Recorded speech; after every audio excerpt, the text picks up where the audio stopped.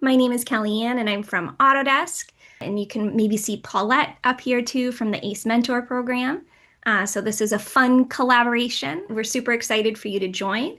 We're going to be talking about Autodesk's Make It Heal competition, the contest this year. We're joined by an amazing ACE student, Marcos, who was one of our big winners last year. So a lot of fun that we're going to be having during this webinar, and we're just super grateful for you to join us. So do please make use of the chat. You may introduce yourselves to each other or just say hi. We also wanted to start off with a warm-up question that is relevant to the contest prompt this year. So again, the contest prompt is, what if the built environment could be part of the healing after a community changing event, such as like a tornado or like a wildfire or flooding, or maybe just something else tragic that's happened in a community? So how can architecture and the built environment kind of help communities heal after something tragic happens? So in the chat, just to warm it up and kind of make this participatory, so it's not just us talking, we want to hear your ideas too. The question is, what turns a building into a place that helps people heal? So how might design, such as like materials, layout, even like thinking about connection to nature, change how people feel after a disaster? And again, if you're just joining us, this is the collaboration between the ACE Mentor program and Autodesk, a webinar focused on the Make It Heal contest. Paulette, anything happening in the chat? Not yet. I don't see Not yet. anything coming in. What do you think? Like what Jack and Marcos and Fope and Paulette, do you have thoughts about this question? I do. I will defer first to how about Marcos, putting him on the spot. Can you repeat the question real quick just so I can answer it properly? So how might design, such as materials, layout, or connection to nature, change how people feel after a disaster? So thinking about designing for the built environment. So specifically with materials, there are certain materials that are very dark and imposing, like brutalist concrete. That might not be ideal for a project that's trying to cheer people up after they've probably lost everything. So material can be very important in that case. So thinking about like warm materials and natural materials like woods, and maybe even like incorporating like plants and things into the environment. Yeah.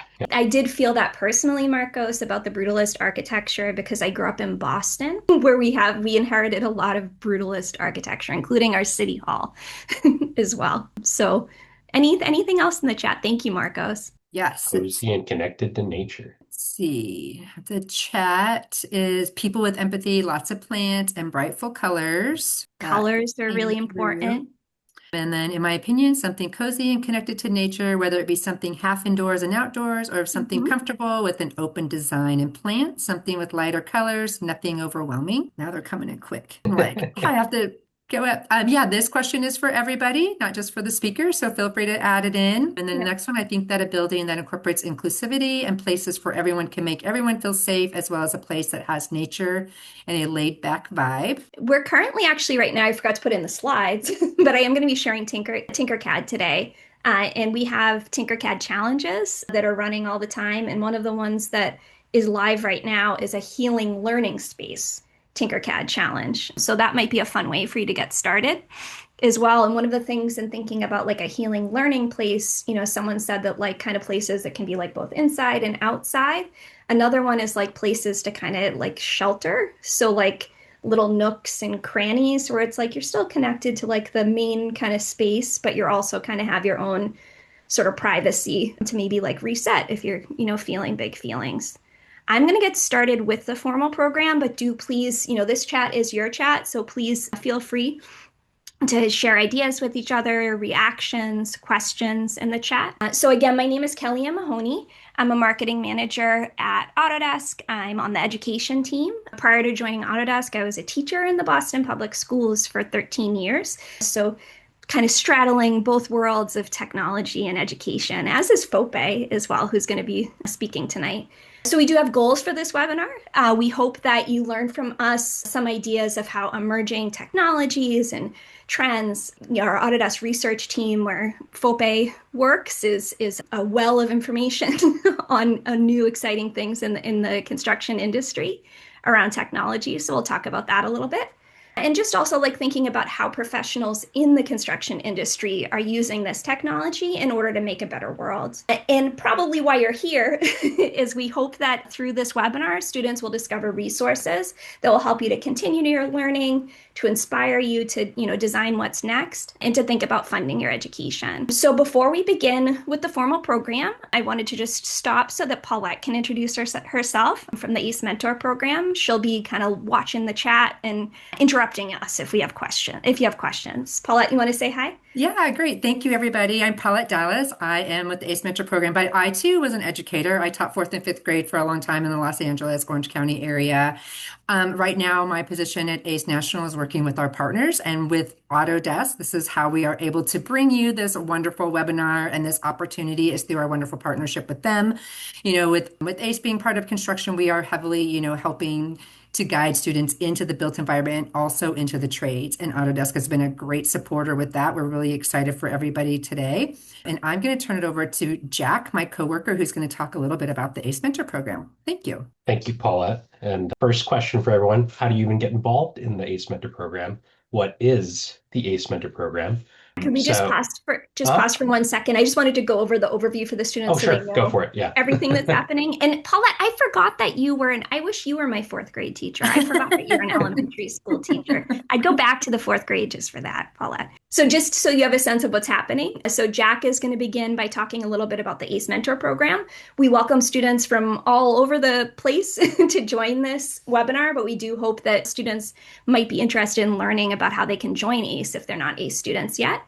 After that, I'll talk a little bit just specifically about the contest and some tips for getting started. Then we'll hear from Fope, my colleague at Autodesk, who is a construction researcher, and she's going to talk about how her research intersects with technology and the built environment and all the things that she's learning about and sharing with others about how we can design for more resilient communities in the future and build them. And then lastly, we're going to hear from Marcos. We're kind of saving the most exciting part for last. He's our student winner from one of our student winners from last year. And he's going to share with us his personal learning journey and how he used design to kind of create something that was meaningful for him and won $10,000. So sorry about that. Jack, take it away. What is ACE and how can students join?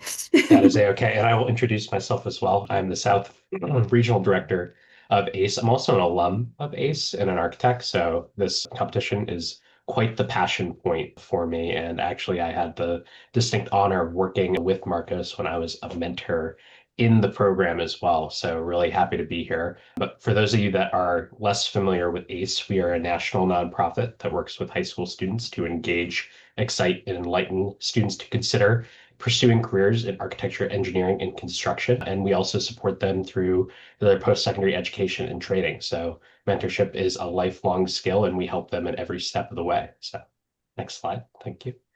So the best part about ACE is it's free. Another amazing part about it is we also give free pizza at all of our sessions. So even if you don't get, to the field, you don't end up being an architect, hey, at least you got some free pizza out of it. And we have mentors that come into the high school classroom. They'll meet you, or you might meet in a professional office or firm. And the main focus is, if you can't be it, or if you can't see it, you can't be it, in exposing you to all the many different amazing careers in AEC. So next slide. This is our overall footprint. We are very involved with over 75 locations working in over 200 cities and over 1,500 high schools.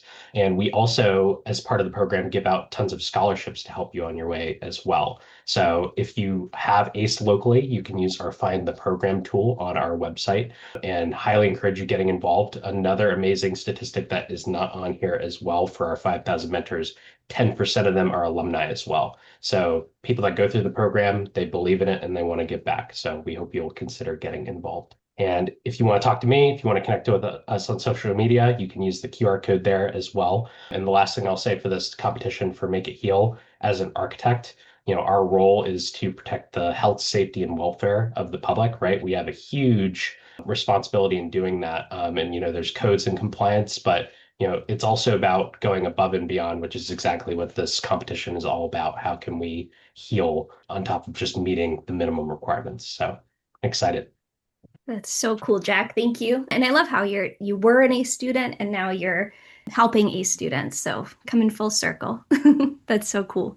It's a I lot of also I also haven't I didn't mention that I am on the board of the ACE Mentor program in New Hampshire as well. So I have a special place in my heart for ACE, in addition to just all the people here. So any questions for Jack or Paulette about ACE before we get into talking about the Make It Heal contest? Well, one I see in the chat, they don't get pizza at their set. We'll have to talk to you about that offline because that's a problem. So we'll Pizza make is sure that gets important. resolved. Any other questions? Also, please feel free to write questions in the chat as you're thinking of them as they come to you. And we have some space at the end of each section for you to ask questions, and we'll stick around at the end as well. Yeah. But And Tim, the other sorry. one, sorry, that I didn't see, they want to be an architect, so that's great, Jamala. And Ace, I wanted to mention as well. That was actually the first time I met an architect in my life, so that was a really big deal. Architecture is very different than what it's romanticized to be, so really great exposure just to see what it's all about. Architects always look really cool too. I can always point them out. Can't speak to that one. I think you look cool, Jack. All right, so tips and inspiration to get started. So just to begin, this contest is brought to you by Autodesk. So Autodesk, we are a software company. We make software for people who make things. And our vision as a company is that we believe a better world can be designed and made for all. And this vision is in many ways achieved, probably mostly achieved by our customers. We try to empower them to do this. So for example, when we make software for architects, engineers, people who work in construction and also operations, they're making greener buildings, more sustainable buildings. Manufacturing, they're designing and making products that maybe are more affordable, more innovative. Media and entertainment, video games and movies are also things that computer graphics and films, animation, these are all things that professionals do with our software. So I'm thinking about movies and videos, video games, how can they be more immersive, more impactful, and maybe even make the industry more accessible for more people. One of the things that's like a common thread across all of the industries that we serve is that many of them, just as hopefully you're learning in school, are interdisciplinary. Particularly in the construction industry, there's architects, there's engineers, there's construction project managers, there's people who work in facilities and operations. And what our software does that's really great across all these different industries is it brings teams together so that they're all kind of working with a single source of truth. So this is just kind of a nice visual in thinking about the construction industry and all the different kind of phases of a construction project. And that's really what we try to do, is to connect teams across the different phases. One thing to know about this contest, it's free to enter. You do need to use Autodesk software at some point in your workflow, but these tools, I'm going to show you how they are free and accessible to the education community, students, schools, and educators. And I do think we have a link for that to show you that page as well. We just actually celebrated this year 150 million educators and students have used Autodesk software, and 100 million actually come from Tinkercad. So we'll talk about that as well a little bit. But this software, provides you a foundation that's easy and accessible and helps you build your STEM confidence. But it also helps you progress into our industry clouds. And many of those, one of the ones we're going to talk about today is Forma, where you can actually practice using AI, which we know is a skill that is becoming more important to all of our lives. So do please check out this page so that you know how you can access what you need for free. And this is just what it looks like. And I took a screen recording today. So it also has some learning resources on the page and just instructions for how to sign up. But once you're signed up with an Autodesk account, an Autodesk education account, I think it's over 60 products that are free for you to use. And you can access them all through that one account. So the contest. So the Make It Heal contest, again, is asking this question of what if the built environment could be part of the healing? And how can you build skills that can help communities recover? So this is a QR code that will take you to the landing page for the whole program. But this is a hands-on design challenge. The prompt is to create a public space that could help a community recover after a natural disaster or some other crisis. It also includes a film series starring Josh Dobbs, who played the New England Patriots this year. So he's an aerospace engineer, in addition to being an NFL, pro NFL player. There's a kit of parts that I'll share with you that will help you kind of get started with the contest. And this contest is giving away over $75,000 in scholarship awards. And this year you can also enter as a team. In the past, it was individual, but we've heard feedback from the education community that students have to work together in school, so they should be able to do so for this contest. So we listened. This contest is all about the most important part is the students. So Marcos will be hearing about today and his beautiful design. And also Shreya is another one of our $10,000 winners. So both Marcos and Shreya won $10,000. They also shared their insights and their stories with us as part of, winning the contest and kind of continuing to tell their stories and inspire. So Shreya actually won best physical prototype and Marcos won best CAD BIM design. So these are their cool projects. This is just a sneak peek at the trailer for the film. So there are 4 films in the series starring Josh. In one moment, it can all be taken away from you, whether by nature's destructive force or something just as sudden and unforgiving. When everything changes, you look for something to hold on to. You can't undo the past, but you can choose what happens next. I'm pro quarterback Josh Dobbs. My passion for design and construction is showing me how Autodesk's design and make platform is supporting LA's recovery after the wildfires. This is where healing starts. Right, and you could see the film, right? Kellyanne, it was actually behind your slides. Sorry. Yeah, I don't know why. Oh yeah, there you go. Yeah. In YouTube, you can see it afterwards. I'm not going to play it again, but yeah, I had linked it to YouTube, but okay. Play from, oops. Yeah, that was weird that it did that. All right, play from current slide. I hope it doesn't do that again. It's okay. So the design prompt this year. So the film, that was a great sneak peek of hearing the audio, but you can actually see the films, and Paulette will share again the campaign page where you can see all the films. Again, this is the design prompt for this year. These are some of the prize categories. So we actually added a new prize category this year. So there's the design prize that Marcos won. There is the make prize that is more focused on kind of a physical prototype, like a physical scale model of your design. And there's also this year is new as a Start with Tinkercad prize. So I'm going to talk a little bit more deeply about that one and that workflow that you can begin in Tinkercad and then move on to more advanced tools. So this is what the campaign landing page looks like. So when you get to the page, you can see these are the films. So there are visuals. It's not just inspiring audio. So there's 4 episodes. Episode 4, we actually worked with DPR Construction, which I know is also a partner of ACE. And they came in to talk about VR in construction, which is really cool. This is the contest starter kit. And this is meant to either help educators in the classroom get their students started with the contest, but it also could be student teams. Maybe there's a team leader who's going to work with others on their team to get their team ready for the competition. So you can see there's also, I'm going to share these videos with you, a kind of a fast forward version of them, but these are slower versions. The first one is 20 minutes and the second one is 15 minutes. That will just kind of help you, get started if you're starting with Tinkercad or if you're using Forma. There's also kind of more advanced learning resources on the page as well for Revit, which I know some students use in ACE and Forma. There's also Fusion. And then this at the bottom of the page is a quick kind of way for you to get the tools that you need to get started. And then this is the actual contest page. It's on Instructables, which is part of the Autodesk family.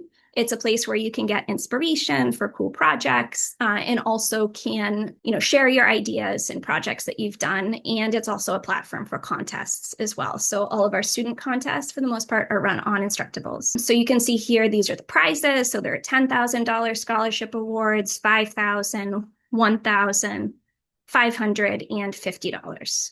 So there's a whole variety. There are judges that are, including FOPE, who are really industry professionals who are really great at also giving feedback on the student work that we share in our stories after the students win. So just to give you a quick sneak peek of how you could start with Tinkercad. If you haven't used Tinkercad before, it's a free web-based design and make platform that is meant to help you get started with 3D design, coding, circuits, and also we have a simulation workspace. If you haven't checked out Tinkercad recently, though, there's been a lot of new features added to make it more applicable to designing architecturally, so making things that are bigger than products. So one of the features is sketching. So we do have a new sketch tool that if you drag it out onto the work plane, you can actually, and this is like sped up 8 times. So when you watch the films in the starter kit, they're a lot slower and easier to follow. But I just wanted to show you the possibilities. So you can actually draw sketches. In Tinkercad, you can see the numbers, the measurements are by feet. So when you see those numbers, that's feet. So you can quickly make like a slab to put something on. In addition to straight lines, you can also do Bezier curves. So that's what you see here. You can do open paths and closed paths. You can go back and forth between the sketch workspace and the 3D editor. So it really kind of supports, rapid iteration. You can still, the shapes that you make using the sketch tool, you can still edit them the way that you would in Tinkercad. So you can see we're using Smart Duplicate there to make a cool kind of cool pattern. This next one is an arch. So this is just kind of meant to illustrate how you can kind of draw and sketch on top of your design so you can measure. We put that node in the middle because we knew that we wanted this to be like a rounded archway, and we wanted the roundness to be kind of at the top there. And you can sketch on top of sketches. And then when you go back into the work plane, they're actually combined. Into the workspace, the 3D editor. So that was extrude sketch. This is new. This is revolve sketch. So using revolve sketch, here we're making a water feature like a fountain. And you can see what you're sketching on the left side when you sweep it. And you can see in the upper right-hand corner what it would look like when you sweep it to make it like move in 360 degrees. So and just like, in the extrude sketch, you can also, do this, go back and forth between the workspace. And what you see on the right side is actually, that's like when you revolve it, it's what it looks like. And then I know that we wanted to make a hole here in this water feature. So you can kind of nudge the profile that you've created to the left to move it away from that kind of line to make the hole in the middle. So this is all explained in a slower way on those resources on the Make It Heal starter kit. There is also a starter model in Tinkercad, which is a kit of parts that my colleague Guillermo designed, thinking about kind of a pavilion. So this is actually how he designed it. This is the code blocks environment within Tinkercad. So he started in code blocks to make it kind of more of a parametric, flexible shape that he could, change and iterate with. And then he put it into the 3D editor. But what he's demonstrating here particularly is not Tinkercad, but he wants to show you how you can actually move your design from Tinkercad into Forma, which is an industry cloud. So Forma Site Design, which is on the Forma Industry Cloud, where you can take your Tinkercad design and send it to Forma, and then you can put it in a real geographic setting and run simulations to test out things like, solar analysis, winds, noise. So there's all types of stuff that you can do. One thing that he did demonstrate in this video is you do need to set up a Forma account set up Forma with your Autodesk account before you send it from Tinkercad.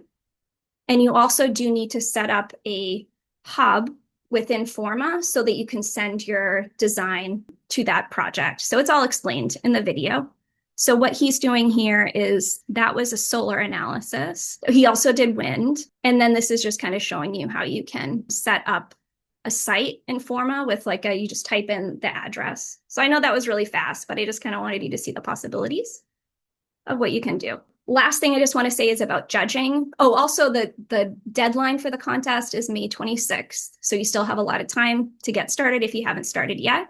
The judging rubric is your projects are being judged in these 4 different criteria. So engineering mindset, real world relevance, 3D digital literacy and design, and also your presentation skills. So the way that you tell a story through your design, that Marcos did a really amazing job in doing that. So excited to hear from Marcos next.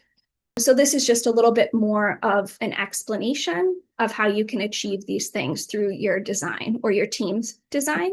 We do have a link to a PDF of this slideshow, so you can review this at your leisure And we're also recording this, so this will be posted on the ACE Mentor program YouTube as well. So this is just kind of what we mean by 3D digital literacy and design and the types of skills that you can build through this contest. So design and make innovation, spatial reasoning, and also computational design. So that is all I have from my section. I'm wondering if anyone has any questions before we move into Fope's presentation. Yeah, I think let's open up a couple questions from the chat that are relevant here. One, a couple people are wondering, do you have to use Tinkercad for the No, you don't competition? have to use Tinkercad. And in the past, students have used Tinkercad. I would say the majority of students who do well in the contest are using Revit. Some students use Fusion if they're thinking about something more of like a modular, prefabricated type design concept. But we wanted to open up this Start with Tinkercad category to encourage students who, maybe are just getting started and don't know how to use those tools, how they can kind of build their skills gradually. Yeah, so feel free to use any Autodesk software. Another great question was, does the site have to be in the US, or can it be? No, doesn't elsewhere? have to be in the US. The students need to be in the US or Canada. So you need to be based in the US or Canada, but your design does not have to be in the US. Yeah. And similar question to the programs, Dima is asking, can you use Blender? You could certainly use Blender so long as you are incorporating Autodesk software as well. Yeah, so you can mash up tools. Just make sure that you use Autodesk software in a meaningful way in your design. Yeah. Those were the big ticket questions, I think. Those are good questions. Yes. And please keep them coming, because there's some things that, we're trying to get through this quickly so that, you have time to ask questions. But if you think of anything, please let us know. There's a question about access to Forma. What was the question? School has an Autodesk account through which we can use AutoCAD and Fusion. Can we get access to Forma? Yes, you can. So if you have an Autodesk account, it is Forma site design that we were primarily kind of thinking about as part of this contest. There's different levels of access for some other parts of Forma, but Forma site design is accessible through a direct student pathway, as well as through a teacher. Teachers can actually get 250 seats that they can then assign to students, but students can also access Forma site design directly. Other questions? All right, so next up is Fope, Dr. Fope Badamasi. Take it away. Thanks, Kellyanne. Hello, everyone. Fope Badamasi, a construction researcher with Autodesk Research. My background is in construction management. And yeah, I've been doing this for a few years. And now I just research how technology can help make building delivery or construction delivery more efficient, better, as well as more sustainable. So I'm really excited to be here today to talk to you about things I care about. But for today, we're going to look at what happens after a disaster, after a wildfire, a flood, a tornado, and how the choices we make when we rebuild can help communities heal. So why does this matter? Climate-driven disasters are not some far away thing. These are incidents that happen every year. Right now, where I am right now, we got a tornado watch just a few hours ago. And unfortunately, with the way things are in the world, these incidents are getting worse every time. And 1 in 3 Americans have been affected by a climate disaster in just the past 2 years. So that could be your neighbor, your classmates, and maybe even some of you online as well. Over $90 billion a year in damage, and millions of people are displaced, kicked out of their homes, their schools are closed. The places where they used to hang out is just no longer there anymore. So when a community loses its buildings, it's not just the walls or the roofs that you lose. It's also a sense of what is normal. And that's why we're here talking about how we could help fix those things. Next slide. So the question is, what if the built environment could be part of the healing? And I want you to think about this when you're going through contests, but it's thinking about a school that gets rebuilt after a flood, for example. It could just go back to what it was before, or it could come back much stronger, more energy efficient, designed to be a gathering space for the whole community. during the next emergency. Next slide. So before I show you some stories of actual examples of resilient healing projects across the world, I want to give you some frameworks or three big ideas that show up in successful recovery. And we've already started talking about this in the chat as well as the first question. But you want to firstly choose the right materials. What a building is made of really matters. It could be fire resistant walls, non-toxic finishes, locally sourced woods, green spaces. There's so many options of materials that you can pick. But essentially, the materials help shape how safe and comfortable people feel in a space.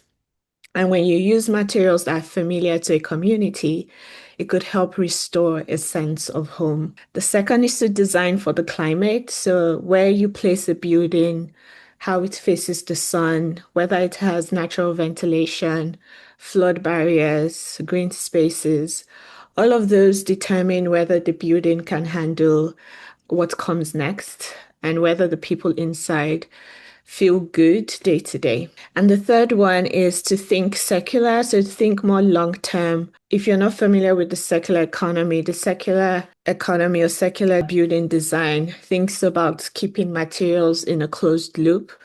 So throughout the life cycle of a building, you could reuse materials multiple times as opposed to disposing them or even recycling them, thinking about how we can keep materials in the building or in the built environment as much as we can to avoid harvesting new materials every time we have to build something.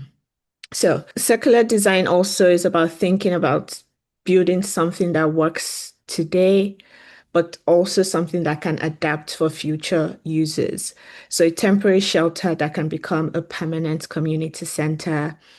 But it's also important to just track what materials you use and where so that we can know how they can be reused someday. So overall, recovery should not be an investment, or recovery is an investment in the future, not just like a quick fix to rebuild. Okay, so let me show you some of what these ideas look like in real life. The first example is Greensburg, Kansas. It's a small town, about 1,400 people. And in May of 2027, they got hit by an EF5 tornado. And that's the strongest category for tornadoes. It hit the town at 205 miles per hour winds and destroyed 95% of the town. So the schools, the hospitals, city hall, homes, basically everything. Now, most places would just build to restore what was there before, but Greensburg did something different. The community came together and they voted to make new public building meet the highest green building standard, so sustainability-wise, LEED Platinum. Not a lot of buildings meet LEED Platinum, but they were the first city in America to do that. And as a result, their new K-12 school uses 60% less energy than a standard school. The hospital became the first in the country to run on 100% renewable energy. And they also built a wind farm that powers the entire town. City Hall was constructed using salvage bricks from the old power plant that the tornado destroyed. So that's an example of circular design. So this disaster gave this small town the chance to become one of the greenest communities in America. And the next slide shows us a picture of what the town looked like on the left. That's what it looked like right after the tornado, total devastation. And on the right is the same town, rebuilt, new buildings, new infrastructure, but more importantly, a new identity. Let's take a look at another case study. This is in Paradise, California. In November 2018, they had the Camp Fire, and this is California's deadliest wildfire. The fire tore through the town. 85 people lost their lives, unfortunately. 19,000 structures were destroyed, and 90% of the town was gone. Paradise became the first city in the US to require that every new home meets the wildfire prepared standard. So using fire-resistant vents, roofing, and siding. And research shows that this selection of materials only adds about 3 to 5% of the cost, only adds to 3 to 5% to the cost of building the home. So it's not a lot of money to make these changes. But the town also set up something called a Building Resiliency Center, which was to act as a one-stop shop where the homeowners could walk in and get face-to-face help with permits, plans, financing, anything that they needed to rebuild. And in a rural community where people don't want to share personal details over the phone, this human connection, having to go to a place and talk to someone, I think made a huge difference. And one thing I learned as well while I was putting together was that hundreds of residents showed up to community sessions. They were the ones that drove the decision around what was to be rebuilt. And they had 5 priorities. They wanted a safer, more welcoming, stronger, better, greener community. And today, Paradise is the fastest growing community in California. The next slide shows us what Paradise looked like before and after. This is the Ridgeview High School. So what we see on the left is the aftermath after the fire. And on the right is Ridgeview High School, which has been rebuilt to be fire resistant. It has a modern design, and the community's priorities was included in every decision. So this is not just a new building. I think it's a statement to how this community has grown and in what they invest in now. Next slide. Someone asked a question about if the location of your design has to be in the US. This is an example of one that was abroad in Japan after the 2011 tsunami destroyed over 250,000 homes. Architects came together to build this. I've included some links at the end. You can take a look. But these beautiful wooden gathering spaces that they called Home for All inside a temporary housing community. So it wasn't fancy, but they were warm. They were made of natural materials. And in a temporary housing, people needed, to just feel some sort of normalcy. So this gave kids a place to play, families a place to just be together again. And that matters more than people realize when it comes to rebuilding after a disaster. In New York City, after Hurricane Sandy flooded Manhattan, the city didn't just build a seawall. They rebuilt the East River Park with rolling green hills that are actually hiding flood defenses underneath. So on the outside, it looks like a beautiful park for the neighborhood, but it's also a critical infrastructure at the same time, preventing against future flooding. And in New Orleans, they built a resiliency center, building a storm-hardened building with solar panels, battery storage that keeps running even after the power goes down. This is very important because after Hurricane Katrina, they lost power for such a long time and people were without, power. So they now built this so that they will always have power. And it has disaster prep housing, temporary housing, but they also do training for how to make it through another disaster. And this makes the city ready for whatever emergency might come another time. So key takeaways from this. Next slide, please. What do all of these stories have in common? 4 things. Number 1, disasters can be a turning point. So while it's devastating when they're going through it, it's an opportunity to rebuild not just what they had, but also to come back better. I know it sounds strange, but a crisis can be the moment when the community gets a chance to rethink everything. And 2, the community has to lead. Like I showed in Paradise, the best recoveries just don't happen when someone in an office somewhere far away makes all the decisions. They happen when the residents have a real voice, when people show up to those listening sessions and tell the people this is actually what we need. And 3rd, resilience and healing are different things. And this is a big takeaway. A strong wall, a fire-resistant building can protect your body. That's resilience. But a well-designed space, one with natural lighting, with gathering areas, with natural materials that feel warm, That protects your sense of belonging, your routine, your hope, and that's healing. So we do need both. We need resilience and we need healing. And lastly, it's important to design for what's next, not just what happened.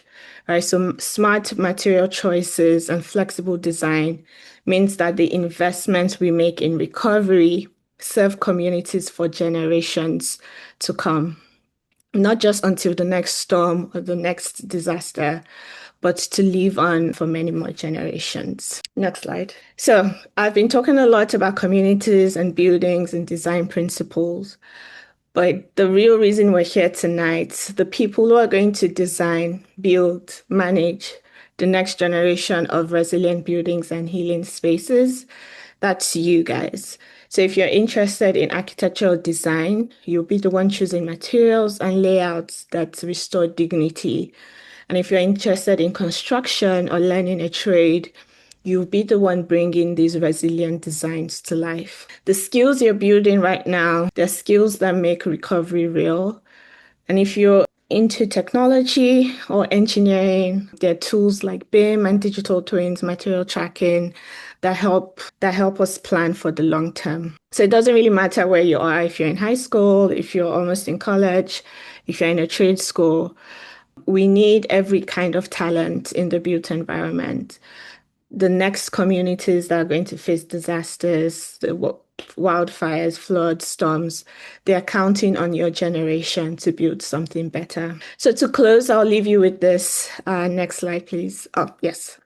The built environment has the power to heal.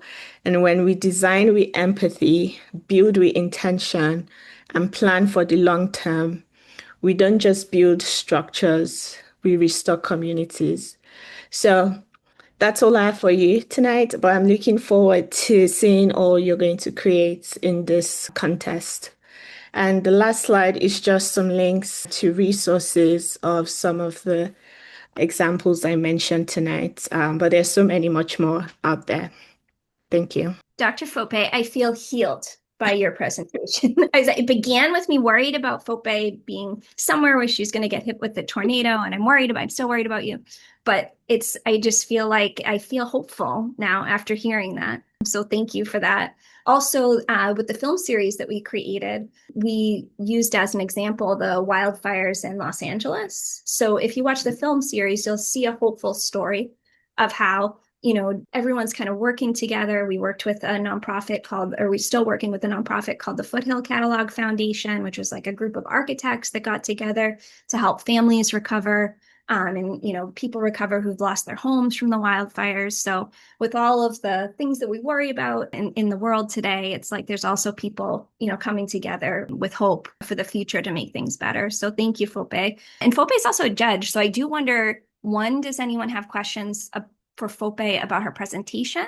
But you also might want to think about questions you might have for her as a judge too. Any questions, Paulette or Jack, that you see? There are a couple of questions about groups. No, just more about the contest. Yes, It's a very active chat. It's very fun. I'm trying to keep up, but now I'm like, I have to scroll it back too high for the questions. I'm intrigued. Yes, me too. Yeah, so teams, I believe that we say it's up to 5 on a team. Read the rules, but I helped write them, but I think it's up to 5 on a team, so it's 2 to 5. With the prizes, if a team wins a $10,000 prize, then that prize is split amongst the team members. And there should be a team captain who is responsible for submitting the Instructable, which is how it's the way that you enter the contest is through Instructables. Any other questions? I saw this question earlier from Jamal. She said, do you know any good architecture programs for high schoolers? And she got back to me, but if you're referring to schools, were you referring to software? The ACE Mentor program is a great program for high school. Schools. Okay. Yeah, that is a can of worms. I can think of a few, but if you want to, I'll drop my email in the chat. I would be happy to discuss with you offline some amazing schools. Oh, that's an awesome question. Thank you, Jack. All right, well, I'm going to move on to passing the mic to Marcos, who is going to close us out and also I just feel like inspire us. His project was just so compelling. I do encourage you to take a look at his project. You can look at actually, so he won the Make It Home competition. The theme last year was around affordable housing that could also solve another problem. And but his design was actually quite healing as well. The visuals that you've seen in this presentation were from his design, and you'll see those as well through his presentation. So I'm going to pass the mic to Marcos, who's going to talk about his learning journey and tips that you might be able to take away and integrate into your presentation. So Marcos, please take it away. Yeah, thank you so much. So my name is Marcos Leon Gonzalez. I am a senior in high school in Delaware. I also co-op with ABHA Architects, and as it was said, I was the winner of last year's competition. So I'm here to give you a couple tips. Hopefully this helps you out, a little bit of my workflow and how it can help you out. So starting off, your project begins before software, before modeling, before you first sketch even. It begins with something that matters to you. Last year, my project was very, very personal. It was connected to my family, to their experiences, and to something I genuinely cared about. And because of that, every decision I made had a deep reason behind it. And that's the key, really, because this year's theme is Make It Heal, and everyone here can interpret that slightly different. So there's no right answer exactly. But what doesn't work is choosing an idea just because it sounds good.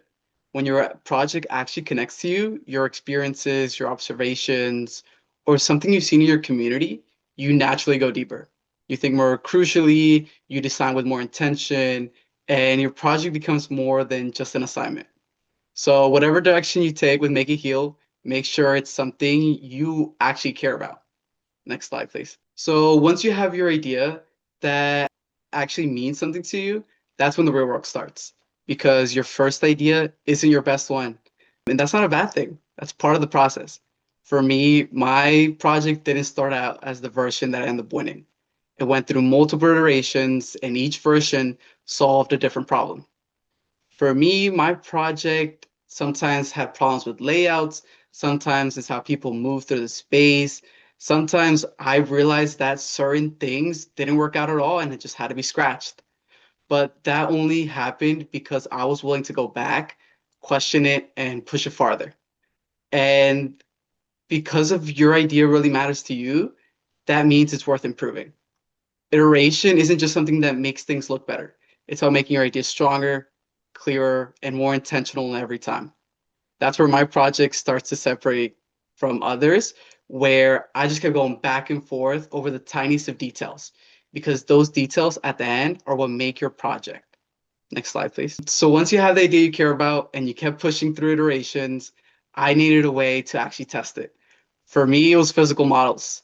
Not one pretty presentation model, but smaller ones that were created throughout the process. Because there's a difference between seeing something on a screen and actually holding it in your hand. When I started making models, I could understand things that weren't obvious on a screen. How light enters a space, how massing really feels, how different parts of the design relate to each other in real life. And honestly, my model wasn't perfect at the end at all. What mattered was everything I learned before the final version. That's something a lot of people get wrong. The way they treat their model isn't just about the presentation. It's about the journey that gets you to that final destination. And it's actually one of the best design tools that you can have while creating your project through all the different phases.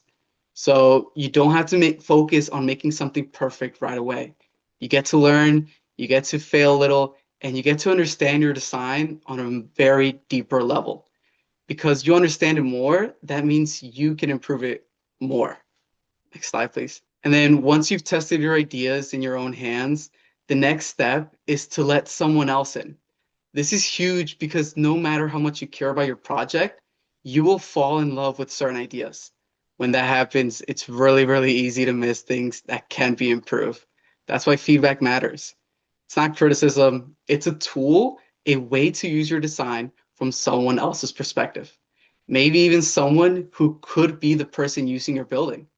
So I made a point to involve people around me, teachers, friends, even people who had no idea about architecture and how it works, but they caught gaps in my project that I was so in love with, I didn't realize there were problems. And that's the thing.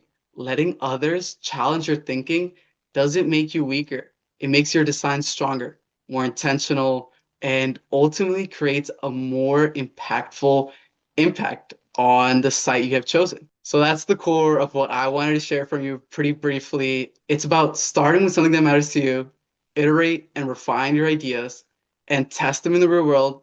And finally, let others challenge you through all the different parts of your project. You don't have to follow my exact process, and your project will be different because it reflects you and it reflects this year's theme. But even if you take a couple tips from me, they can really help your design become stronger, more intentional, and more competitive. Thank you. Marcos, this has been a journey of hope for me.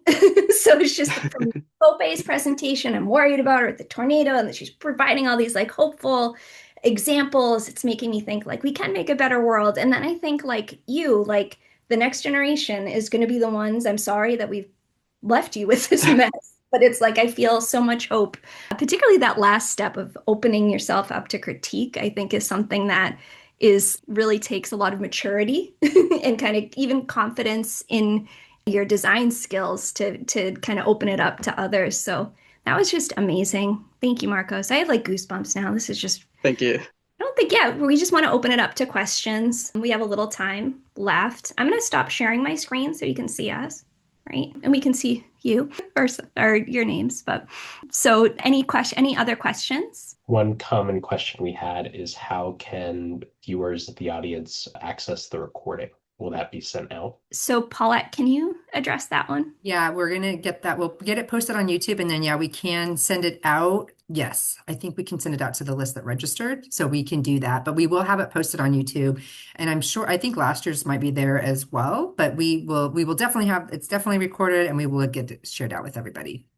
Awesome. Thank you, Paulette. So it'll be on the ACE Mentor Program YouTube. Yep. Any other questions? Yeah, sorry. I have a question for Marcos. Sure. And also, yeah, feel free to ask questions too if you don't want to type them. Sure, yeah, Marcos. So, sorry, it's a little echoey right now. I'm in the hallway. You're So I'm really touched by your thought process. That's quite mind blowing as a senior that you're able to like think about the design or the iterative process like that as a senior in high school. That's pretty cool. I just wanted my question for you is how did you get to that point? Like, could you tell us a little bit, if it's not too private, about your family as your inspiration? So I'll kind of split this question up into the first part, how did I get here? It was definitely through trial and error. I've competed in this competition for the last 3 years. My first year, I won the lowest prize. I won $50. But that was enough to push me to keep going and just try again and again and again. And every time you fail, you're not losing because you get something away from it. You get knowledge. And that sometimes is way more important than just the financial outcome that you get. And then for my family. So my project was based in Tijuana, Mexico, right across the border of San Diego. I've been there a couple times. I have family down there. My dad has a pretty sad, tragic story going through there, observing the level of poverty and just how bad of an area it was. So I was heavily inspired by that connection I had to the area to find a solution to the enormous amount of problems they had. Hope that answered your question. Yeah, wow, that's pretty powerful. I just sent you an invite on LinkedIn. I searched up your profile. So if you don't mind connecting with me, I'd like to connect. Yeah, and that goes for anyone. If you guys want to pick my brain, follow me on LinkedIn, I'll feel free to talk to you guys. awesome. Making network connections too. Yeah, Kellyanne, there's a lot of that going on in the chat. I'm very inspired by this chat group and doing something virtual. We haven't done anything virtual for a while, so this is getting me really excited to be able to do more of these kinds of things for students to bring them together because we have New York students talking to California students, which I just absolutely love in the chat. So thank you. I mean, thanks for, everyone pitching in and participating in that. It's been really fun. Bi-coastal. Yeah. Jack, was there another question? Yes. How do we submit our projects? So you would submit it through Instructables. So just to kind of explain to you the process of writing an Instructable, like a good contest entry has both visuals and kind of telling the story and like your process. So when the judges are reading through your entries, they're thinking about how did you iterate, how did you make changes. So really kind of getting into your process. You do need to sign up for an Instructables account, but I think you can do that actually if you're signed up for Autodesk, like it's an Autodesk account. And then yeah, and if you're working as a team, you might be working together, and maybe someone is working on the architectural rendering, someone might be working on like the research, but the person who is your team captain should be the one who submits the Instructable. I don't know, hopefully that answered the question, but it's instructables.com. It's where the contest is hosted. Another thing I'll throw in there as well is you can see the submissions of past years. So don't Yeah. feel like you have to recreate the wheel as well. Check out all the amazing work Marcos did in more Mhm. detail and let that, on top of this amazing presentation, inspire you in your process. And if you go to that starter kit that's linked to the campaign landing page, one of the steps actually that I outlined in the process of, getting started is to find inspiration. So there's a link to look at, other past projects as well. Kellyanne, another question that just came up is, can they work in teams and solo for this competition? Can they do both? Like not both at the same time, but those are both options. You can enter this competition by yourself or you can enter it as a team. Okay. Yes, you can. Another But question I was receiving there is a rule, I think, one entry per person. So I don't think that you should submit as an individual and be part of a team. Okay. I would say make it the workload as well. Yeah, I would say so. The other question I got a lot before the webinar was, what is the age range of people that are allowed to enter this competition? You must be 13 or older. So, and it, particularly one of the reasons for that is Tinkercad is available for all ages, but to use our professional tools, because of like data privacy laws, you need to be age 13 or older in the United States and Canada, and other places it's 14, I believe. So 13 or older. This year, the contest is open to secondary students. So you could be in 8th grade, hypothetically as well if you're 13, and it goes into community technical college and also 4-year college. So there's different, we open it up to 4-year colleges this year as well. But we do also have such a wide range of prizes and different kind of categories that we hope that this is an opportunity for everyone. Okay. You can't be a graduate student though, so you must be an undergrad. Also, the Start with Tinkercad category is not open to 4-year colleges. So that's a detail I remember. The one last thing I'll throw in there, someone asked at the start of the webinar of why even consider being an architect. I have a little bit of the stereotypical story of growing up playing with Legos and always being curious about how everything works, which leans a little bit into engineering as well. But if you think of things as a kit of parts, there are so many more possibilities other than Legos and real world impact to being an architect, and things like this competition and helping others heal and experience spaces. Think of all the most important memories in your life, and 9 times out of 10 it was probably in a building, and that building probably informed that memory. So being a part of that and contributing to your community and that feeling, there's nothing replacing it. So it's definitely a career of passion and extremely fulfilling. So highly recommend it. My daughter is interested in being an architect because she grew up playing Roblox. There you go. Designing houses. So, and that's actually one of the things that's cool about Forma. And Forma is also web-based. Like you're working in the browser in Forma, and that you can share your site with the students on your team and actually like build in the same geographic location, which I think is pretty cool and a little bit reminiscent of Roblox, right? I grew up in the Minecraft days, so I can't speak to that. I grew up in the Atari days, so just to give away how old I am. 2600, Kellyanne, the Atari. Something like that. That's coming back, I hear. Other questions? Sims, great too. Yep. SimCity. Yeah. Any other questions? I think we're just about all set. I'm super excited. Like it's just based on, I didn't even get to watch the chat, but I'm like seeing it pop up now. And it's the thing that makes me so excited about this contest is seeing what you all imagine and make. So we just can't wait to see what you're designing, and we hope that you found inspiration in this webinar. And again, it's recorded. We'll try to get you the link to the recording. It'll be on the ACE Mentor Program YouTube. Please check out the campaign landing page. And, if you want to connect with me on LinkedIn, you can find me too. I'm there to ask questions. Good luck, everyone. Well, thank you all for joining. And we can't wait to see what you make. And thank you, Marcos and Fope, for like Yes. blowing us away with your presentations. I just want to thank you again. Not literally blowing us away because Fope needs to stay safe where she is, but figuratively. Thank you. All right, take care, everyone. Good Thanks, evening. everybody. Thank you. Bye.